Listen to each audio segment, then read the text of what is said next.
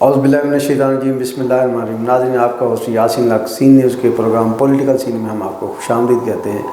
ہمارے ساتھ اسٹوڈیو میں تشریف رکھتے ہیں جواد مفتی صاحب، جو کسی تعارف کے محتاج نہیں ہیں، مچ سینئر جرنلسٹ ہیں اور پاکستان کے دفاعی، سیاسی، معاشی تمام پہلوؤں پر گہری نظر رکھتے ہیں۔ ہم آج بات کریں گے، گزشتہ روز ایک انتہائی افسوسناک واقعہ پیش آیا۔ ایران کی جانب سے پاکستان کی سرزمین پر میزائل اٹیک ہوئے۔ وہ خبر یقیناً جنگل کی آگ کی طرح پورے پاکستان میں پھیل گئی، جو کہ نہ صرف پاکستانیوں بلکہ اوورسیز پاکستانیوں اور دیگر مسلم ممالک کے لیے بھی بڑی افسوسناک تھی۔ اس پر ہم جانیں گے جواد مفتی صاحب سے کہ یہ حملہ کیوں ہوا، کیسے ہوا، اس کے پس پردہ حقائق کیا ہیں اور اس کو کس تناظر میں دیکھتے ہیں۔ کیا یہ کوئی عالمی سازش ہے یا کوئی ہم دو ملکوں یا کوئی چھوٹا موٹا آپس کا اختلاف ہے دونوں ممالک کا؟ جی السلام علیکم سر۔ جی وعلیکم السلام۔ کیسے ہیں آپ؟ خیریت سے؟ الحمدللہ۔ سر، یہ ایران کی جانب سے پاکستان میں میزائل اٹیک کو کس نظر سے دیکھتے ہیں اور اس کے اسباب کیا ہو سکتے ہیں سر؟ یہ بہت ہی افسوسناک، بلکہ حالیہ تاریخ کا ایک افسوسناک ترین واقعہ ہے اس حوالے سے جی بالکل کہ پاکستان جس خطے میں موجود ہے، اس میں جتنے ہمارے ہمسائے ہیں، اب سوائے چین کے تمام ہمسایوں سے ہمارے تعلقات جو ہیں وہ اس واقعے کے بعد کشیدہ ہونے جا رہے ہیں۔ جی بالکل۔ افغانستان کے ساتھ ہمارے بہت سارے معاملات ہیں، سرحدی معاملات ہیں، جس کی وجہ سے تعلقات آئیڈیل قسم کے نہیں ہیں۔ یہی وجہ ہے کہ افغانستان کی دوستی ہندوستان سے زیادہ ہے ہماری نسبت۔ پھر آپ ایک سرحد جو ہے وہ مسئلہ کشمیر کی وجہ سے ہندوستان کے ساتھ طویل ترین جو سرحد ہے وہاں پر پہلے ہی ہمارے اختلافات موجود تھے۔ اب لے دے کہ ہمارا اسلامی ملک، دوست ملک ایران تھا جہاں سے ٹھنڈی ہوائیں آتی تھیں، تو وہاں بھی صورتحال اب اس ایک واقعے کے بعد، لیکن یہ واقعہ ایک اچانک ہوا واقعہ نہیں ہے۔ یہ کہا جا سکتا ہے کہ یہ شدت سے ایک رد عمل آیا ہے کہ کسی بات اصل میں یہ ہے کہ سرحدوں کے اوپر بہت سارے نان اسٹیٹ ایکٹرز جن کو کہا جاتا ہے، جو ریاست سے ان کا تعلق نہیں ہوتا لیکن وہ موجود ہوتے ہیں، کارروائیاں کرتے ہیں اپنے اپنے مفادات، اپنے اپنے ٹارگٹس حاصل کرنے کے لیے۔ وہ ریاستوں کے لیے بھی مسائل پیدا کرتے ہیں۔ یہاں بھی یہ ہوا ہے کہ ایران کے ساتھ جو ہماری سرحد ہے، اس کے ادھر بھی بلوچستان ہے، ادھر بھی بلوچستان ہے، وزیرستان صوبہ جو ہے ایران کا۔ جی جی بالکل۔ تو یہاں بڑی فریکوینٹ ہے، آزادی سے لوگوں کا آنا جانا تھا۔ اب خاص طور پر آپ کو پتہ ہوگا کہ پاکستان میں ایک مذہبی حوالے سے بھی ایران کے ساتھ تعلق ہے اور وہاں زیارتوں کے لیے لوگ جاتے ہیں۔ جی بالکل۔ تو وہ ہمارے اس سرحد پر آمد و رفت لگی رہتی ہے۔ لیکن یہ ایک گروپ ایسا ہے کہ جو جندلہ کے نام سے ایک زمانے میں متحرک تھا اور وہ سرحدی علاقوں میں تخریبی کارروائیاں کرتے تھے۔ کبھی وہ بلوچستان موومنٹ کے نام سے شروع ہو جاتی تھی، کبھی کسی اور ایشو کے اوپر ہو جاتی تھی۔ اس کی وجہ سے ایران کے ساتھ معاملات جو تھے وہ ریاستی سطح پر بھی کبھی کبھی اٹھتے تھے لیکن سنگین صورت اختیار نہیں کرتے تھے۔ جندلہ وہ گروپ ہے جنہوں نے ایران کے اندر کارروائیاں بھی کیں اور کارروائیاں کر کے بھاگ کے وہ کبھی پاکستان میں آ جاتے، پاکستانی بلوچستان میں آ جاتے تھے، کبھی ایرانی بلوچستان میں رہتے تھے، یہاں تک کہ احمدی نژاد جو صدر تھے ایران کے، ان کے اوپر حملے میں بھی وہ ملوث تھا یہ گروپ۔ پھر پاکستان کی حکومت کی طرف سے بھی ان کے خلاف یہاں ایکشن شروع ہوا، تو انہوں نے نام تبدیل کر لیا جیش عدل کے نام سے۔ پھر انہوں نے سرگرمیاں شروع کی اور ان کا جو دائرہ عمل ہے، یہ کارروائیاں کرنے کا جو علاقہ ہے وہ ہے بلوچستان کا، اور بلوچستان بھی دونوں طرف کا۔ تو اب یہ ہو رہا تھا کہ بہت سی ایران کو شکایات تھیں، پاکستان کو بھی شکایات تھی۔ ہمارا خیال یہ ہے، پاکستان کا خیال یہ ہے کہ بھارت ایران کی سرزمین کو استعمال کرتا ہے بلوچستان میں تخریبی کارروائیوں کے لیے۔ تو اس کے لیے وہ جب آپ کو یاد ہوگا کہ بھارتی بحریہ کا ایک کمانڈو پکڑا گیا تھا وہاں کلبھوشن یادو جی بالکل پکڑا گیا تھا، تو وہ ایران سے ہی آیا تھا اور اس نے یہ تسلیم کیا تھا کہ میں چابہار کی بندرگاہ استعمال کر کے ہم انڈیا سے، بھارت سے کھلے سمندر کے ذریعے چابہار پہنچتے ہیں، وہاں سے پھر خشکی کے راستے پاکستان کے اندر تخریبی کارروائیوں کو مینیج کرتے ہیں۔ سپروائز کرتے ہیں، سپورٹ کرتے ہیں۔ وہ اس کا آنا جانا لگا رہتا تھا؟ کئی بار وہ پاکستان آ چکا تھا اور کئی کارروائیوں میں ملوث رہا تھا، پھر وہ چونکہ اس کو دیکھ رہے تھے، چیز کر رہے تھے، پھر وہ پکڑا گیا، اور اس وقت پاکستانی حکومت، ہماری حکومت نے بڑے برادرانہ جذبات کو سامنے رکھتے ہوئے دانش مندی کے ساتھ کشیدگی کو بڑھنے نہیں دیا۔ ایران کے ساتھ ہمارے تعلقات خراب نہیں ہوئے تھے۔ اب یہ سلسلہ تھوڑا سا ایسا ہو گیا ہے کہ ایران نے پاکستان کے شہری ہیں، یہ جو جیش عدل والے ہیں، جی بالکل، وہ جو بلوچستان کا ایک مشہور جگہ ہے پنجگور کے پاس ایک گاؤں ہے جہاں پہ یہ حملہ ہوا ہے، اور وہاں پہ عام جیسے دیہات کے اندر گھر ہوتے ہیں، ان گھروں پر اٹیک ہوا ہے جس میں 2 بچیاں جان سے گئیں، 3 زخمی ہوئے۔ تو لیکن جو سرکاری میڈیا ہے ایران کا خاص طور پہ، وہ ہلاکتوں کی بات نہیں کر رہا، اور پہلے تو انہوں نے خبر خود ایران میں یہ بریک ہوئی تھی خبر، پاکستان میں تو بہت بعد میں اس کو تسلیم کیا گیا کہ ہاں ایسا ہوا ہے۔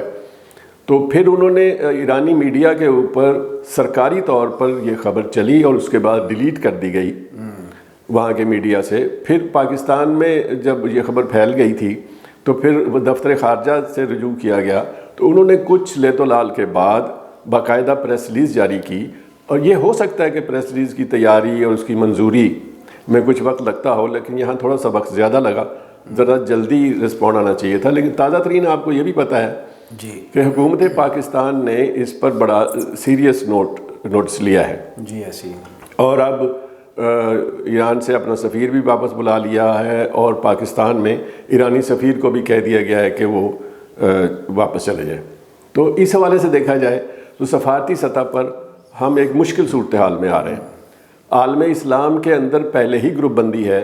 پاکستان کا یہ مقام تھا کہ وہ ان گروپوں میں، جس کو ایک کو سعودی عرب لیڈ کرتا ہے، ایک کو ایران لیڈ کرتا ہے، تو ان گروپوں کے درمیان میں کھڑے ہو کے تعلقات اور حالات کو بہتر کرنے، نارملائز کرنے میں اپنا کردار ادا کرتا تھا۔ بطور ثالث کے بڑا اہم کردار رہا ہے ہر موقع پہ پاکستان کا۔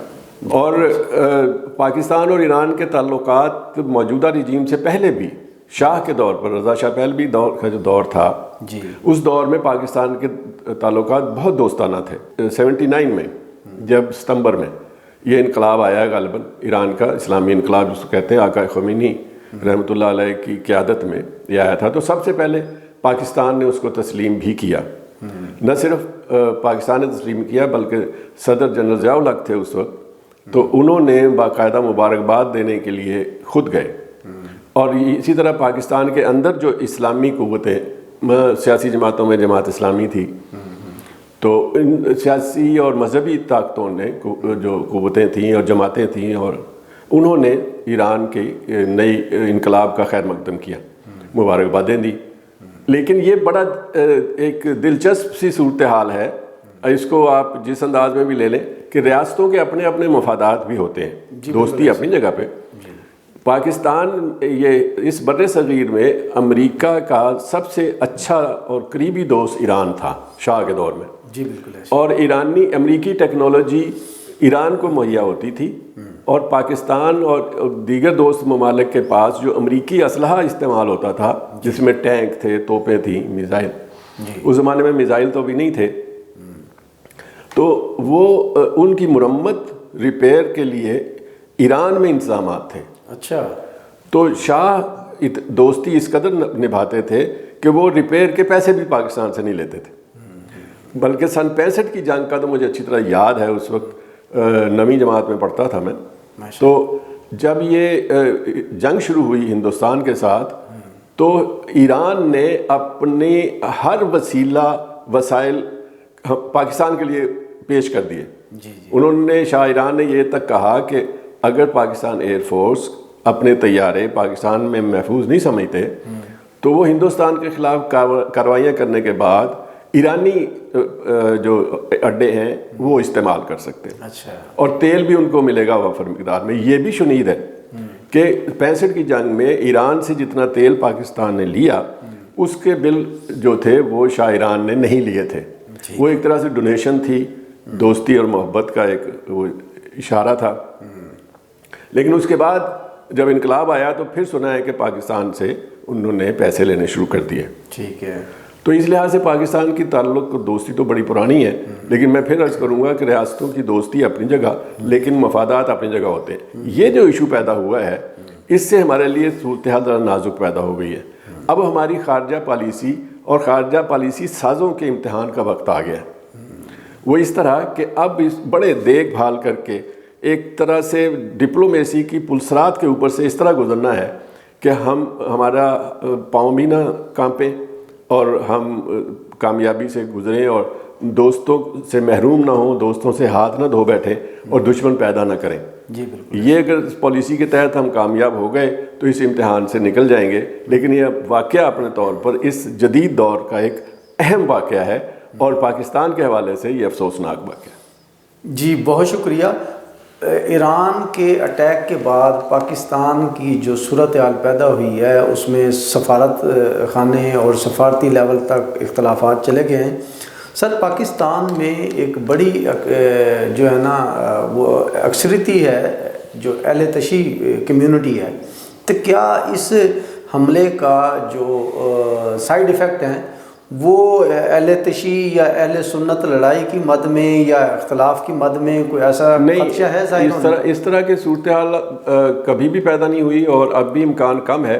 صرف ایک انتظامی مشکل آ سکتی ہے کہ جو زائرین جاتے ہیں ان کو صوبہ سرحد کے اوپر شاید اس طرح کی سہولتیں نہ مل سکیں جیسے پہلی ملتی تھیں، آسانیاں نہ ہوں، کچھ مشکلات ہوں، کچھ پابندیاں ہوں، کچھ کاغذی کاروائیاں زیادہ ہو جائیں یا دیکھ بھال زیادہ ہو جائے اور توقع اور لازم کر دیا جائے کہ فلاں فلاں ڈاکومنٹس بھی لے کے آئیں. تو اس طرح مشکل تھوڑی پیدا ہونے کا امکان تو ہے، لیکن شیعہ سنی مسئلہ یہ نہیں بنے گا، اس لیے کہ اس حوالے سے ایرانی گورنمنٹ کافی بیلنسڈ ہے. وہ کسی ایک کمیونٹی کے حوالے سے ابھی تک کوئی ایسی سالڈ بات سامنے نہیں آئی کہ انہوں نے کوئی اس طرح کی حرکت کی ہو. اور پاکستان میں بھی جو سنی ہیں، جو اہل تشیع ہیں، شیعہ حضرات ہیں، وہ سب محب وطن ہیں. انہیں اس نزاکت کا پتہ ہے. وہ کبھی بھی اس مسئلے کو فرقہ وارانہ مسئلہ نہیں بننے دیں گے، پہلے بھی کبھی نہیں بننے دیا. جی اسی طرح ہی جیسے کہ ماضی میں انڈیا کے ایک طیارے نے پاکستان میں گھس کر، غالباً عمران خان کا دور تھا پی ٹی آئی کا، پاکستان میں گھس کر ایک جو دہشت گرد ٹھکانے کے اس کو نشانہ بنانے کی آڑ میں ایک حملہ کیا تھا، جہاں پر ان کا طیارہ اپنا فیول ٹینک کشمیر کے علاقے سے آزاد کشمیر کے علاقے میں کیا، وہ فیول ٹینک پھینک کر فرار ہو گیا تھا، جس کو پاکستانی آرمی نے بڑا خوبصورت بعد میں جواب بھی دیا ایک نائس ٹی کے حوالے سے. تو وہاں بھی اس وقت بھی وہاں نہ کوئی ایسا کیمپ تھا جہاں کوئی دہشت گردوں کو تربیت دی جاتی تھی، نہ کوئی ٹھکانہ، وہ ایک شہری آبادی تھی. یہ بھی اسی آڑ میں بنایا گیا دہشت گردوں اور دہشت گردوں کے ٹھکانوں پر حملے کے حوالے سے. لیکن اس ایران کے حملے میں ایک بھی دہشت گرد نشانہ نہیں بنا، نہ کوئی زخمی ہوا، نہ کوئی مارا گیا، بلکہ پاکستان کی سویلن آبادی جو ہے وہ نشانہ بڑی، 2 معصوم بچیاں خواتین نشانہ بنائی گئیں. تو پاکستان کا احتجاج اس پر بالکل جائز بنتا ہے. کیا پاکستان ایران کو صرف احتجاج کی حد تک رہے گا کہ اس کو انڈیا کی طرز پر اس کو جوابی وہ بھی دے گا؟ یہ انڈیا کی طرز پر اس کو جواب بھی دے گا؟ میں اس خاص واقعے کے حوالے سے اگر عرض کروں تو ایران کا الزام یہ پہلے سے چلا آ رہا تھا کہ یہ جو تخریب کاری کرنے والے گروہ ہیں، خاص طور پہ جیسے پہلے میں نے عرض کیا جندلہ کے نام سے تھا، اب یہ جیش عدل کے نام سے کام کر رہا تھا جی، تو ان کے ٹھکانے پاکستان میں ہیں اور ان کو پاکستان نے پناہ دے رکھی ہے. جی بالکل. اس حوالے سے انہوں نے پاکستان کی حکومت کے نوٹس میں بھی لائے ہوں گے، لیکن ان کا خیال یہ ضرور تھا. اب انہوں نے اسی طرح ہی اسی حوالے سے ہی یہ کارروائی کی ہے. اور یہ آپ کی بات بالکل درست ہے کہ یہاں اس طرح کا کوئی اڈا یا ٹھکانہ نہیں تھا کہ جس میں کوئی دہشت گرد یا تخریب کار موجود ہوتے یا کوئی ان کی انسٹالیشنز کہہ لیں یا کوئی انہوں نے ساز و سامان رکھا ہوتا. یہ معصوم بچیاں جو جاں بحق ہوئی ہیں وہ ایک رہائشی گھر تھا جس کے اوپر میزائل آ کے گرا ہے. تو یہ ایران کو بھی اس کا کرنا چاہیے، لیکن پاکستان نے میرا خیال ہے جتنی کارروائی کر دی ہے اس میں بھی کوئی دوست ممالک اب بیچ میں پڑھ کے یہ شکوک و شبہات دور کریں اور شکایات دور کریں گے تو مسئلہ بہتر ہو جائے گا. لیکن میں نہیں سمجھتا کہ اس سے مزید کسی کارروائی کی کوئی ضرورت ہے یا گنجائش ہے. اگر کارروائی پاکستان کی طرف سے ہوگی تو بات پھر بڑھتی چلی جائے گی. پھر کارروائی در کارروائی، پھر ایسے ایلیمنٹس ہر ملک میں، ہر معاشرے میں ہوتے ہیں جو اپنی اپنی حکومتوں کو بدانگیخت کرتے ہیں، غصہ دلاتے ہیں کہ غیرت کے نام پر، قومی غیرت کے نام کے جواب دیں۔ تو ایک بات ذہن میں رکھنی چاہیے، دونوں مسلم ممالک ہیں، برادر مسلم ممالک ہیں، تو سلطنتوں کے یا ریاستوں کے یا حکومتوں کی سطح پر اس طرح کی کسی کارروائی کو نہیں کرنا چاہیے۔ سفارتی سطح پر جو کچھ کیا ہے، میرا خیال ہے اسی سے معاملات ٹھیک ہو جائیں گے۔ جی بالکل، اسی طرح ماضی میں پاکستان نے ہر موڑ پر ایران کا ساتھ دیتے ہوئے جو ایران اور سعودی عرب کے درمیان جو کشیدگی اور صورتحال تھی اس میں ثالث کا کردار ادا کیا، اور ایران کے لیے ہی فائٹ کی ہمیشہ، ایران کو سافٹ کارنر دلوانے کے لیے، ان کے تعلقات معمول پر لانے کے لیے ایران کی جانب سے ہی جو ہے نا وہ فیور دی گئی ایران کو۔ اب ہم دیکھتے ہیں ایک طرف کلبھوشن دیو کا معاملہ، کلبھوشن دیو جیسا تاریخی معاملہ ایران کی سرزمین سالہ سال سے استعمال ہوتی رہی پاکستان کے خلاف، اور اس جیسے اور بھی بہت سارے گروپ ہیں جو پاکستان میں بدامنی پھیلانے کے حوالے سے ایران کی سرزمین استعمال کر کے ماضی میں آتے رہے تھے، چلتے رہے ہیں، متحرک رہے ہیں، اب بھی کچھ کر رہے ہوں گے۔ تو کیا ایران کو اس تمام تر احسان فراموشی کے حوالے سے اس قسم کی کارروائی، اگر دہشت گرد ہوتے بھی، اول تو نہیں تھے، اگر دہشت گرد ہوتے بھی تو ایران کو ڈائریکٹ کارروائی نہیں کرنی چاہیے تھی، بلکہ پاکستان کو پہلے کی طرح ہی انفارم کر کے جو ہماری بارڈر کی پالیسیز ہوتی ہیں اس کے تحت ہی سارا کچھ کرنا چاہیے تھا۔ اس قسم کو ہم کیا احسان فراموشی کہیں گے، یا آنے والے وقتوں میں پہ ایران اپنے ایک اچھے دوست سے ہاتھ دھو بیٹھے گا؟ میں ایک اور حوالے سے تھوڑی سی بات کرنا چاہتا ہوں کہ یہ بڑی عجیب سی بات ہے کہ سوئٹزرلینڈ میں ڈیووس کے مقام پہ ایک انٹرنیشنل کانفرنس میں پاکستان کے وزیر اعظم کاکڑ صاحب اور ایران کے وزیر خارجہ بڑے خوشگوار موڈ میں مل رہے تھے کل، اور جس وقت یہ کارروائی ہوئی ہے اسی وقت وہ اس کی تصویر انٹرنیشنل میڈیا کو جاری ہوئی۔ تو یہ بڑا عجیب سا تضاد تھا کہ ایک طرف دونوں ممالک اتنے دوستانہ ماحول میں ایک دوسرے سے مل رہے ہیں، اور دوسری طرف یہ میزائل والا واقعہ ہو گیا۔ تو یہ تو ایسے وقت میں ہوا کہ جب دونوں حکومتیں جو ہیں وہ آپس میں تو تعلقات اچھے رکھنا چاہتی ہیں، لیکن میں نے جیسے پہلے عرض کیا کہ بعض نان اسٹیٹ ایکٹرز بھی ہوتے ہیں اور بعض نادان دوست اپنی صفوں میں موجود ہوتے ہیں جن کی کسی کارروائی کی وجہ سے ملکوں کے تعلقات بھی خراب ہونے شروع ہو جاتے ہیں۔ اب یہ جہاں تک ایران کا تعلق ہے تو دوستیاں دونوں طرف سے تھیں، احسانات دونوں طرف سے تھے، لیکن ایک بات آپ نے بالکل صحیح کہی ہے کہ انٹرنیشنل سطح پر ایرانی انقلاب کے بعد جو ایران کو تنہائی جس کو آپ سفارتی تنہائی کہہ لیں کا سامنا تھا، تو اس میں پاکستان نے بڑی جرت کے ساتھ، ہمت کے ساتھ، جبکہ بہت زیادہ پریشر تھا۔ جی بالکل ایسی ہے۔ آپ کو یاد ہوگا کہ ایک زمانے میں پیپلز پارٹی کے دور میں، آصف زرداری صاحب کے دور میں، جو گیس کے لیے پائپ لائن تک معاہدہ کیا اور وہ پائپ لائن ایران نے بچھا دی، پاکستان کے اوپر پریشر آیا امریکہ کا، وہ آج تک نہیں بچھ سکی، ورنہ وہ ملتان تک آنے تھی۔ جی بالکل ایسی۔ تو وہ پاکستان نے کوشش تو کی کہ وہ جو سفارتی تنہائی ہے اس میں، عالمی تنہائی ہے اس میں سے ایران نکلے اور پھر عالمی صفوں میں نمایاں نظر آئے۔ اس لیے خیال تو یہ ہے کہ جوابی طور پر، لیکن جو پرانے واقعات کی آپ نے بات کی ہے، تو اگر تب صحیح کارروائی ہو جاتی، جو ایرانی سرزمین کو استعمال کر رہے تھے جو عناصر بھارت کی پشت پناہی سے، ان کی سرکوبی کر لیتا ایران، تو میرا خیال ہے کہ ایران کے اندر بھی کچھ اس طرح کے مسائل نہ پیدا ہوتے۔ جب آپ کسی ایک فریق کو اجازت دیتے ہیں لاقانونیت کی یا تخریب کاری کی، اپنی سرزمین یا وسائل مہیا کرتے ہیں، تو پھر وہ واپس بھی آتی ہے یہ کارروائیاں۔ اس لیے جب آپ دوسری سرزمین کے لیے جو سہولیات دیتے ہیں، پھر آپ کی سرزمین کے خلاف بھی استعمال ہو جاتی ہیں۔ تو ایران کو اس وقت ہی اس پر غور کرنا چاہیے تھا، اور اگر نہیں کیا تو اب اس کو اپنی کارروائیوں میں ذرا اعتدال رکھنا چاہیے، اور اس کم از کم کارروائی کے بعد کوئی ایسا راستہ گفت و شنید کا نکالنا چاہیے کہ آئندہ سے اس طرح کی کارروائیاں کوئی تیسرا فریق، نان اسٹیٹ ایکٹر، نہ پاکستان کے خلاف استعمال ہو، نہ ایران کے خلاف استعمال ہو۔ اس کے لیے دونوں حکومتوں، دونوں ملکوں کی حکومتوں کا باہمی تعلق اور گہرا رابطہ بہت ضروری ہے۔ جی بہت شکریہ۔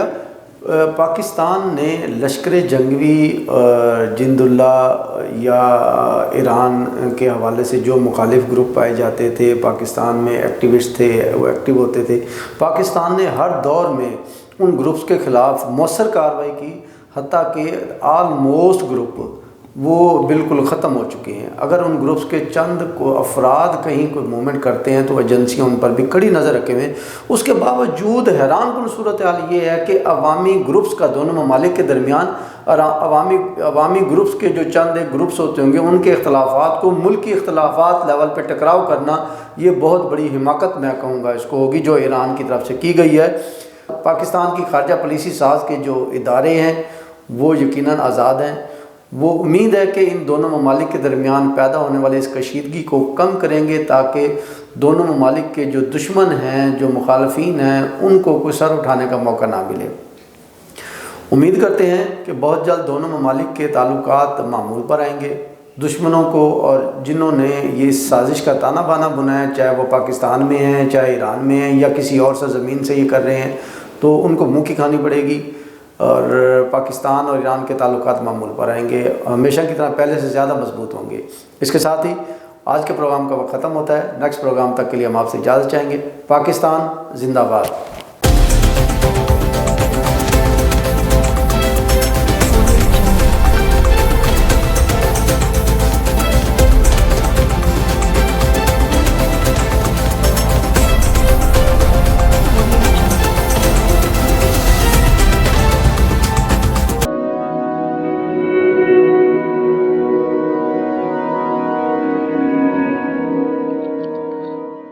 رزق اللہ کے ہاتھ میں ہے، اور کبھی کبھی رزاق رزق کی تقسیم کا اعزاز ان لوگوں کو بھی عطا فرما دیتا ہے کہ جو حالات کی کڑی دھوپ میں شجرے سایہ دار ہوتے ہیں۔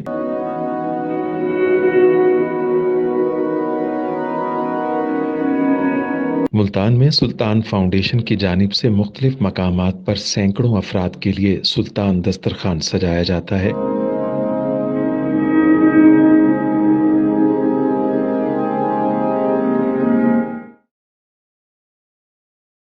ہر انسان سلطان دسترخوان کا مہمان بنتا ہے۔ بلا شبہ سلطان فاؤنڈیشن انسانیت کا قابل فخر سرمایہ ہے، اور بھلے ہی ایسے ادارے ہوں یا افراد، وہ غربت و افلاس کے سلگتے صحرا میں احساس کی چھتریاں بنتے ہیں۔